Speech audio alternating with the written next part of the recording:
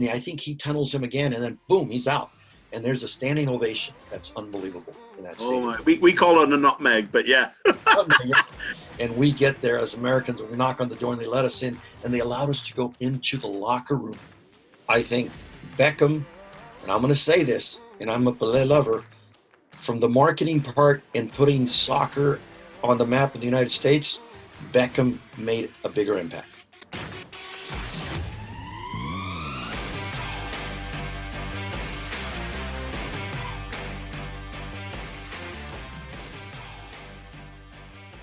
Well, hello everyone.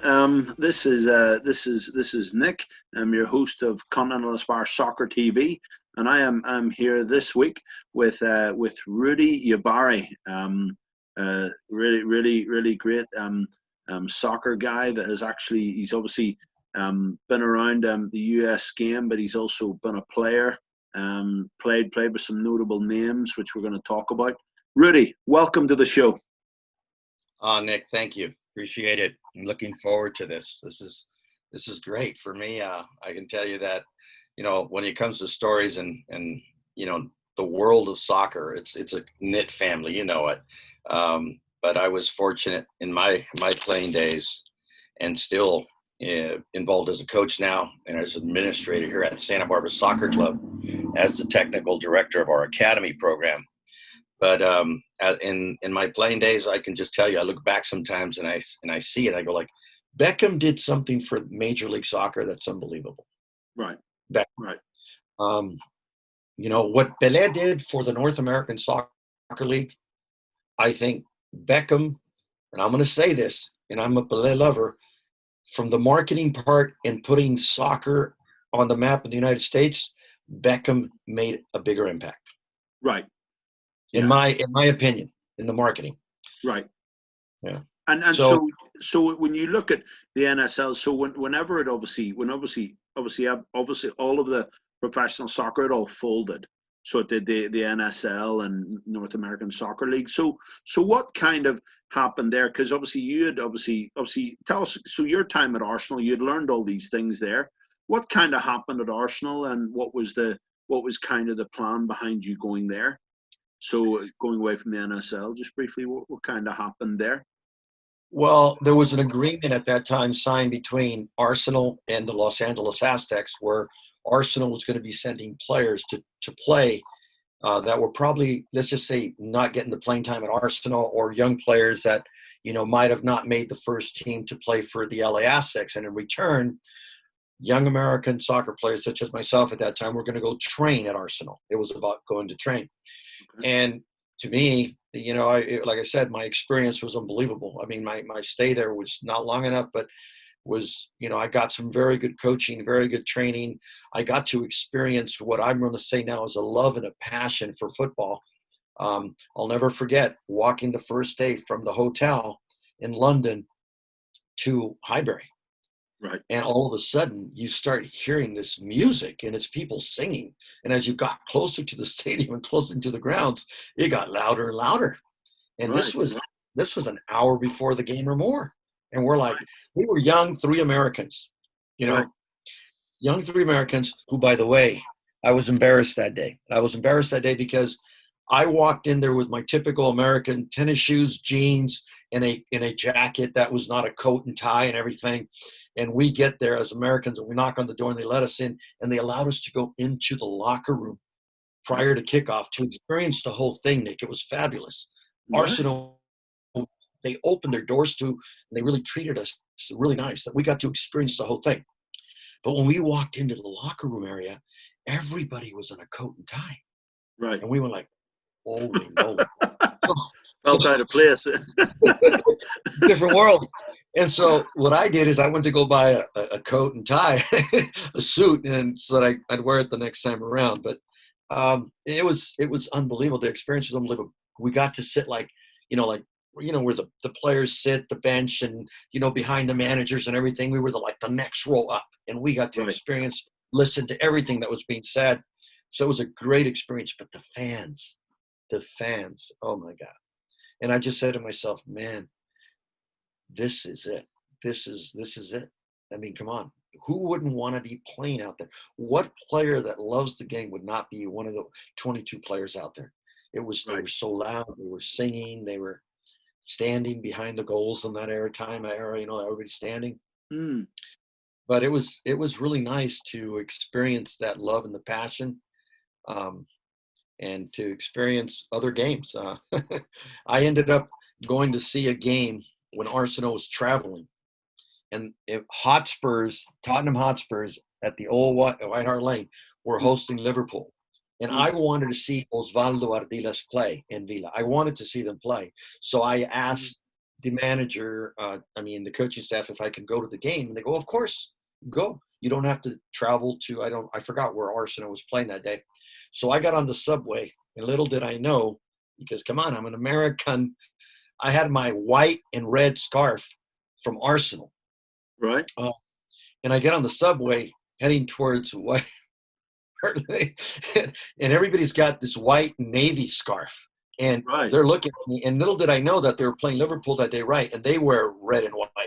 And they looked at me when I got onto that subway like, does this guy even know where he's at? And I got off quickly. I got off quickly, but I eventually made it to the stadium and had a great, great time. I wanted to see Osvaldo play, and I had admired Osvaldo in the 1978 World Cup, and he did something tremendous that day. He tunneled two players in the box, if I'm correct, Yeah. on a cross that was given.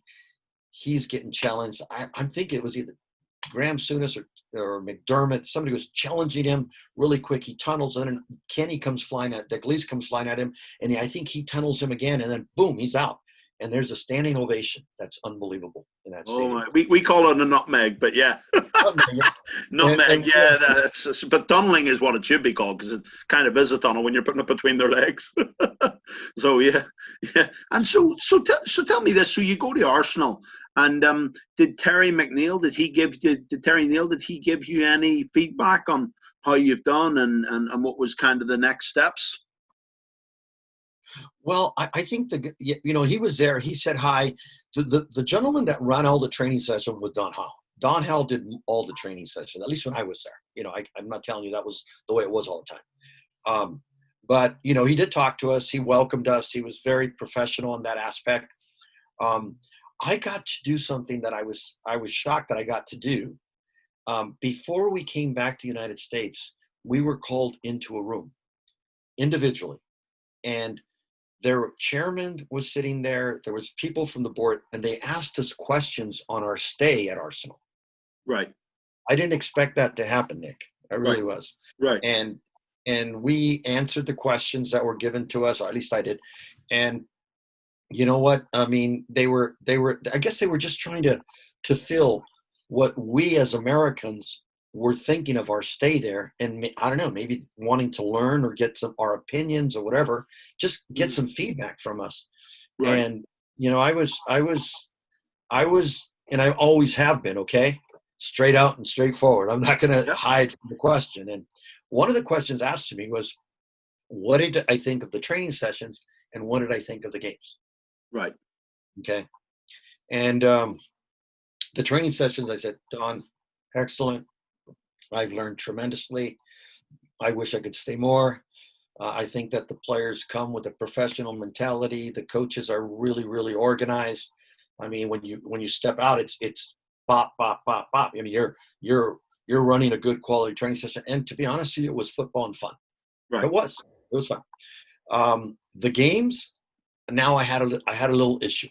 The games, I had a little issue because I said to myself, I see these guys training. I see, Graham Ricks, Liam Brady. I see these guys, playing combinations and looking really, really tight and moving the ball quickly. And then on game day, I saw more of a direct approach of football.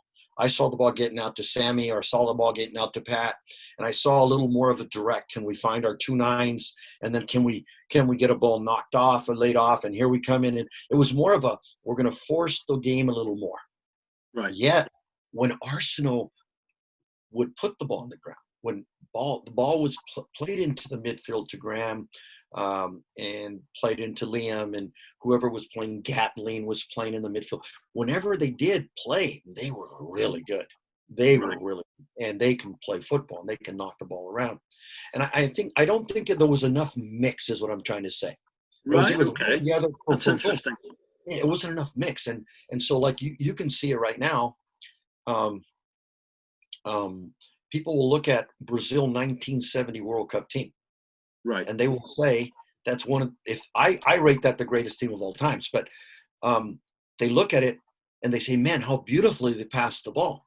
Right. But little do they know, if you look at statistics, that their goals came from direct play Right. over to Jairzinho, over to Revellino, or play high into Yeah. Pelé, and go off. It's So interesting.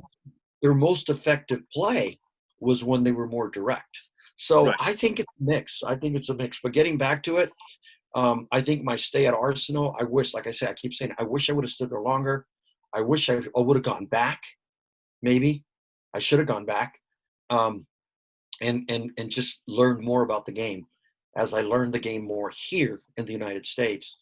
Um, and then also in Mexico. I have a great rapport and relationships in Mexico because of a business that I started that I never thought I was going to start. It was more about just helping a mate who eventually became a professional first division coach in Mexico, who currently is still coaching in the first division in Mexico and has been there for 27 years and never been fired once as a head coach. Right. Oh wow, that's So pretty rare. Yeah. his consistency is compared to Sir Alex Ferguson. Tuca Ferretti at Tigres, Nuevo León, Mexico, currently has been coaching in the Mexican First Division for over 27 years with different clubs, but never once got fired. He's always moved on his own behalf. Right. He's a Okay. That's a good thing. And so see when like you've obviously been back in the NSL because you guys would have had. So when you went back, then obviously because Scottish teams would have came there a lot. I know Belfast Celtic would have came back there in their heyday before they were disbanded due to I suppose political unrest. But then obviously you have all these British teams coming over. What sort of experiences did you have with that? Well, like I said, the league started to fold the NASL, and in 1986, a new league popped up. It just formed in the western part of the United States called the Western Soccer League. Okay. There was some tours, obviously, and every year there's tours. Even today, nonstop, there's tours from. Yeah, they're pretty popular, aren't they? Well, there was a club by the name of Aberdeen in 1986 who Right. comes and does a tour of Southern California and plays, I think, in 4 games. And the Hollywood Kickers, and I'm going to tell you, the Hollywood Kickers, which I was 27 years of age now, we Okay. played Aberdeen and we beat them 4-1. Now, I'm going to tell you that day we completely played them off the park. Right. Now, people are going to say, well, how is that? How is it possible? No, it was possible because, and now I'm going to say it, then, now, and in between, there are quality. So in 1986, we ended up playing them. We beat them, and it was a good result. We ended up beating them 4-1. And after the game, I'll never forget this, but I didn't know who he was at the time. Okay, uh, their coach is Alex Ferguson at that time. Right. Okay, he's still, obviously he's not at Man U. In fact, he would be at Man U November of that year. He'd get hired. And they played you guys. What month did they play you guys? We played like I think it was in the summer of June, July. June, July. And Okay. yeah, so he then comes into the locker room, him and another coach, and they talk to myself and one other player, Right. Martin Vasquez, who ended up playing for the United States national team and the Mexican national team. He was a very good center back. Okay. And they said, would we be interested in coming to play for them at Aberdeen? And Right. we looked at them. And like I said, I'm married now. I got 2 kids. And I said, I don't think I'm going to go to Scotland to play. No, I don't think so. Right. But look Mm. what ends up happening. And I didn't know this at that time. Nobody knew what Sir Alex Ferguson was eventually going to do in his career. But now you look at him, he's been probably the most successful manager in all of Britain and one of the best of all times in anywhere in the world. For you to at least catch his eye in 90 minutes of football, Right. that to me is a huge compliment. And I did not know this, by the way, until recently. because I'm not the type of guy that studies, where he had coached or managed before he went to Man U. But the fact that I caught his eye, and we ended up, like I said, playing them and really doing well. And I can tell you that, we had 4 players on that team that played for the U.S. national team, 2 in a World Cup. So it wasn't a bad side. We were a good side, okay? Mm. And we were able to play against teams like that. Norwich City came. In fact, I have a jersey from their center back. We played them. They beat us 2-1, if I recall the result. Recently, as a coach now, in 2014, we played Rangers from Scotland, the Ventura County Fusion, and we beat them 3-1. So, Right. the level of football in the United States, Nick, if we can just select the right players. Right. Select the right players. I'm just going to be honest with you. Select the right Absolutely. players. And it doesn't matter. It doesn't matter, where they were born and all that stuff, or, it's a cultural thing. Sometimes you look at it and you see that, wow, how could in 1986 a coach like Bora Milutinovic, who, by the way, has coached in 5 World Cups with 5 different countries, come to the United States, put a group of players together that could just about beat Brazil and would have gone to the semifinal of the World Cup? Or you think they'll just come right to Europe? Yeah, I think it's already happening. Yeah, I think the writing's on the wall. First of all, I think the players that want to be professional soccer players, the players that have the quality, I think they need to do what Messi did and what these young players, American players, are doing now. They're leaving at 15, 16, 17 years of age, and they're going to Europe. Right. Because they're going to play in a better environment. And let's be honest here. Right. They're going to play with better coaches. Right. I'm knocking myself here. I'm a coach here. No, they're better coaches. They've got better facilities. They are better. They're committed to player development. They want to bring up players from their own systems and into their first teams. Not that here in Major League Soccer they don't want to. They do want to do it. Mm. But I also believe that the quality of coaching that the players are still getting in the United States of America is not at the level that you are getting in Europe or getting in South America. Let's be honest and straight out. Right. Okay? Right. And so I would tell you right now, if I had. Why do you think that is, Rudy? Why do you think the level of coaching is not good enough? So why do you think that is, based upon your experience? I think that a lot of the coaches that are coming into our country, and a lot of them that are been brought up through the system of the current system in our country, are more of a systematic, and they're more about the coaching education that's coming in. That to me is not at the level that you might have at Ajax or at Bayern Munich, or that you will have at Boca Juniors, or you will have at Sao Paulo or Santos in Brazil. It's a completely different methodology and philosophy, okay?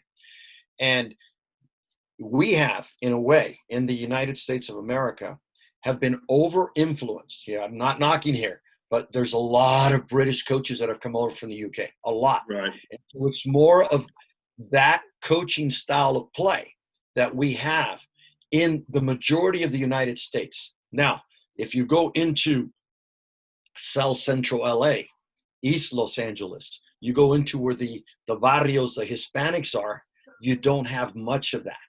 You don't. Right. So it's a different football. So I think that the coaching education now in the United States of America, which I'm in my process of still upping my license, currently the last, say, 2 to 3 years has now become a Dutch influence. The methodology, what U.S. Soccer is trying to bring in. Right.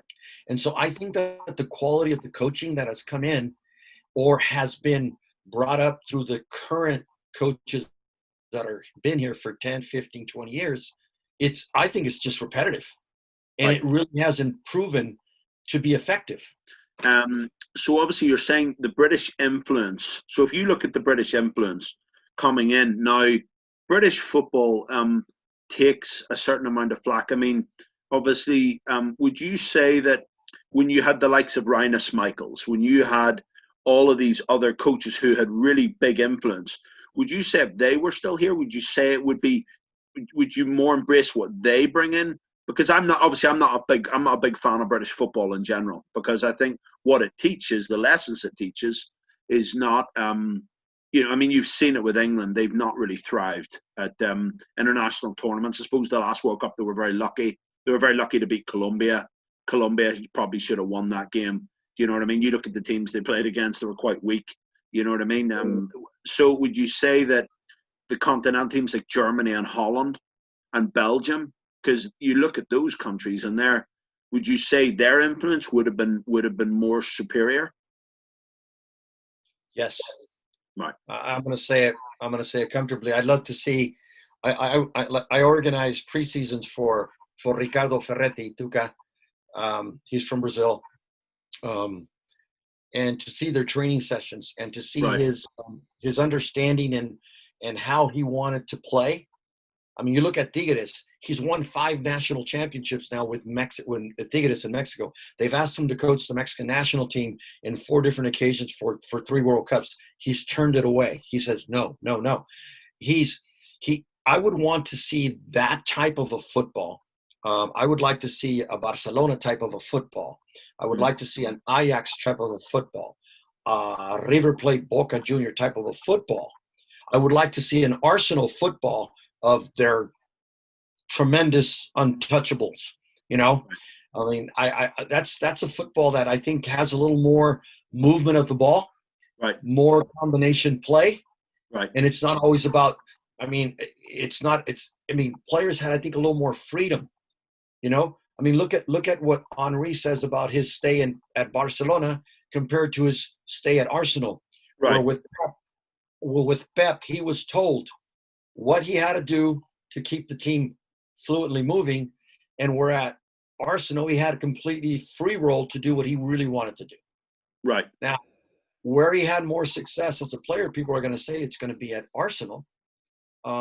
And yet, he struggled to stay into a tactical scheme at Barcelona, even though he had success at Barcelona.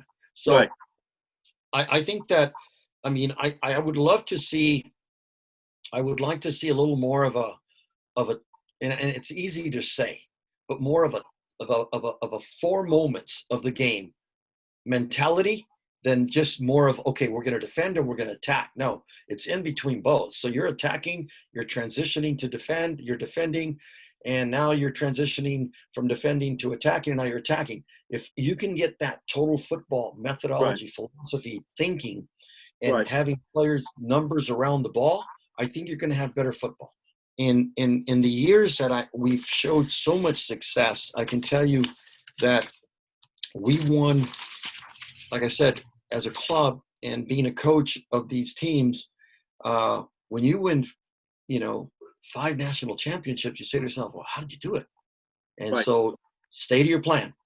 We are going to work technically with a group at a very young age. When I took over, this was my calling to my thought process. The directors, the older coaches, the advisory board, they wanted Rudy Ybarra, who had been coaching high school soccer for 18 years, to now coach the 18-year-old oldest age group and the 17s. I said, no. I want to coach the youngest team, which was a U10. Right. And I wanted to work from the ground roots. And so I talked them into it. They let me have the youngest group. That group ended up graduating out, winning 4 national championships, and the other 18-year-old team that I coached also won one. And what I did is I implemented a plan. The plan was this, with obviously the other coaches. Every player was going to always warm up with a ball. Every player was going to learn to go out a mannequin, first, no pressure on him, and just learn to do every typical one-on-one exercise. You can call it the core of your training method, whatever you want to call it, and go past that mannequin with his right foot and with his left foot. I would unbalance it, strong foot 1, weak foot 3, and make him do everything with both feet. Right. From there, then it became a live one-on-one. Then it became a live 2-on-1. Right. attacking or defending, and then it became, and I just progressed it. I didn't change, Nick. It was done. And then I would always let them obviously play one transitional game. I had tons of them, and then put them in their position, and then say, okay, now we're going to do some tactical movements, patterns to play, and so forth. How we're going to press, when we're not going to press, how we're going to put ourselves into strong blocks in the back. And so I started giving them tactical direction, but very little at the younger ages, very little. And then eventually it proved to be successful, and the club has stood to it. The majority of our club trains the same way. More coaches came into the picture, not just myself. You have the coach at UC Santa Barbara, a guy named Tim Baumstieg, who's done a great job. He's part of our coaching board. Dave Wolf up at Westmont College, he's part of our coaching board. So we got the guys that had the experience, and our coaching director is Greg Wilson, the assistant at University of Santa Barbara, California, and just sit down and started to make a club methodology and philosophy that we then eventually had to turn into U.S. Soccer, by the way, which we did. Right. We now had to turn into the new MLS Elite Academy, for them to see that we have a plan. Like that. But Rudy, it has been really great. It's been really, really great speaking with you and chatting with you on a lot of these topics. And like I say, everyone, don't be afraid to join our notification squad. And if you have any questions for Rudy, just let us know. Rudy, where can anybody has any question? Where can they reach out to you? I'm on Facebook. Yes, I'm on Facebook. Okay. I am on Twitter, and I am they can on follow Instagram. you on Twitter. I'm not the guy that really jumps a lot onto the Twitter and everything, but I am on. And okay. I like to read some things that are on there, but if they really like to communicate anything, they're more than welcome to get on Facebook, and they'll see that I've got a nice little picture of the best club in all of England, Arsenal, right behind me, Gunners. No, man, no, absolutely. No, I know you don't like hearing that. I know you don't like hearing that, but the reason I follow, I used to follow Man United as a kid. I'm being honest, okay? Right. I played with George. I understand that, but the stay at Highbury or at Arsenal, and what I experienced at All-Star at Arsenal made me an Arsenal lover, a Gunner lover. So, again, you can get a hold of me on Facebook. You'll see me, or you can get Twitter, and Instagram. I'm on all of them. You can chat with me. And I do like to say one last thing before we go. Yep. Okay. Yep. All right. Go on ahead. Make a change for the positive in the game, guys. As That's coaches, people that are involved, let's make sure that we're making a change for the game, because the game has to be beautiful. It can't be too systematic. And you can win all the trophies in the world, and we want to win.